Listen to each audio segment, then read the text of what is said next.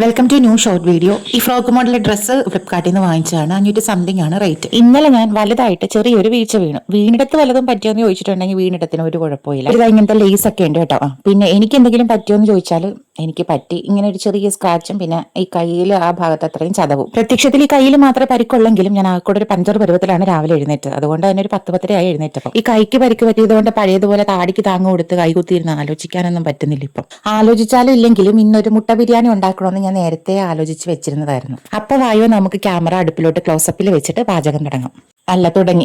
ഒരു 4 മുട്ട ഇതുപോലെ ഇങ്ങനെ പൊരിച്ചെടുക്കണം കേട്ടോ. നമ്മൾ ബുൾസയൊക്കെ ചെയ്യുന്നത് പോലെ തന്നെ എണ്ണ ഒഴിച്ച് മുട്ട ഇങ്ങനെ പൊട്ടിച്ച് ഒഴിച്ചതിന് ശേഷം ഉപ്പും ക്രഷ്ഡ് ചില്ലിയും കൂടെ ചേർത്ത് തിരിച്ചും മറിച്ചും ഇട്ട് മുരിച്ചെടുക്കണം. പിന്നെ ഒരു 3 മുട്ട കൂടി എണ്ണ ഒഴിച്ച് പൊട്ടിച്ചൊഴിച്ചതിന് ശേഷം ഉപ്പും ക്രഷ്ഡ് ചില്ലിയും കൂടെ ചേർത്ത് ചിക്കി ചുരണ്ടി ഇങ്ങനെ പൊരിച്ചെടുക്കണം. അങ്ങനെ മുട്ടയൊക്കെ പൊരിച്ചും ഒക്കെ മാറ്റി വെച്ചതിന് ശേഷം ബിരിയാണിക്ക് വേണ്ടിയിട്ടുള്ള മസാല തയ്യാറാക്കാം. ഈ ഉരുളിയിൽ തന്നെയാണ് ഞാൻ മസാല തയ്യാറാക്കുന്നതും അതുപോലെ ബിരിയാണി സെറ്റ് ചെയ്യുന്നതും. അപ്പോൾ ബിരിയാണി മസാലയ്ക്ക് വേണ്ടിയിട്ട് എണ്ണ ഒഴിച്ച് ചൂടായപ്പോഴത്തേക്ക് സവാള അരിഞ്ഞതും ഇഞ്ചി വെളുത്തുള്ളി ചതച്ചതും പച്ചമുളകും തക്കാളിയും കൂടെ ഉപ്പ് ചേർത്തൊന്ന് വഴറ്റിയെടുക്കുവാണേ. ഇതെല്ലാം വാടി വഴണ്ട് വരുമ്പോഴത്തേക്ക് പൊടികളായിട്ട് മഞ്ഞൾപ്പൊടി, കുരുമുളക് പൊടി, ഗരം മസാലപ്പൊടി, പിന്നെ ഉലർത്ത് മസാലയുടെ ഒരു പൊടി കൂടിയുണ്ട്, അതുകൂടെ ചേർത്ത് കൊടുക്കുന്നുണ്ട്. കുരുമുളക് പൊടി മാത്രമാണ് എരിവിന് ചേർത്ത് കൊടുത്തിരിക്കുന്നത്, മുളക് പൊടി ചേർത്ത് കൊടുക്കുന്നില്ല കേട്ടോ. പിന്നെ കുറച്ച് മല്ലിപ്പൊടി കൂടെ ചേർത്ത് കൊടുത്തിട്ടുണ്ട്. ഈ പൊടികളുടെയൊക്കെ ആ റോ ടേസ്റ്റ് ഒന്ന് മാറുന്നത് വരെ ഒന്ന് വഴറ്റിയെടുക്കണേ.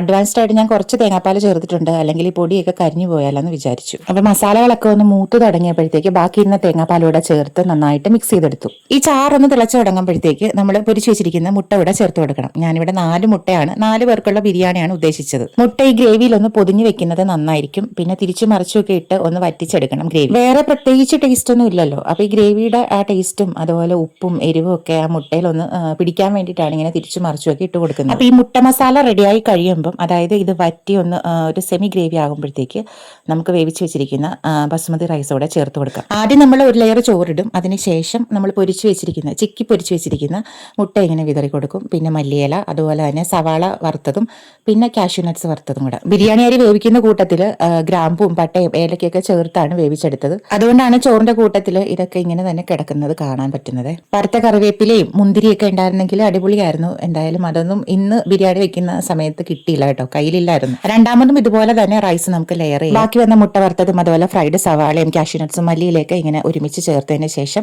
ഒരു 2-3 മിനിറ്റ് കൂടെ ലോ ഫ്ലെയിമിൽ മൂടി വെച്ചതിന് ശേഷം അടുപ്പ് ഓഫ് ചെയ്യാം. മുട്ടത്തിൽ ബീഫ് റോസ്റ്റും തൈര് സാലഡും കുക്കുംബർ കട്ട് ചെയ്തതും പിന്നെ കുഞ്ഞിപ്പപ്പടം ഒക്കെ ഉണ്ടായിരുന്നു. മുട്ടയുടെ ചായ മാറ്റിയ വേറൊരു മുട്ട ബിരിയാണി. ഞാൻ എന്തായാലും യൂട്യൂബിൽ ഇതിനു മുമ്പ് ഇങ്ങനെ ഒരു വീഡിയോ കണ്ടിട്ടില്ല, ഇങ്ങനെ റെസിപ്പി കണ്ടിട്ടില്ല. എന്റേത് മാത്രമായിരിക്കണമെന്നാണ് എന്റെ ഒരു പ്രതീക്ഷയും വിശ്വാസവും. അപ്പൊ ഇന്നത്തെ വീഡിയോ ഇത്രയേ ഉള്ളൂ. എന്റെ 1211 സബ്സ്ക്രൈബേഴ്സിനും എന്റെ ഹൃദയത്തിൽ നിന്നുള്ള നന്ദി അറിയിക്കുന്നു കേട്ടോ. പുതുതായിട്ട് വീഡിയോ കാണുന്നവരെ സബ്സ്ക്രൈബ് ചെയ്ത് സപ്പോർട്ട് ചെയ്യാനും ലൈക്ക് ചെയ്യാനും ഒന്നും മറക്കരുത്.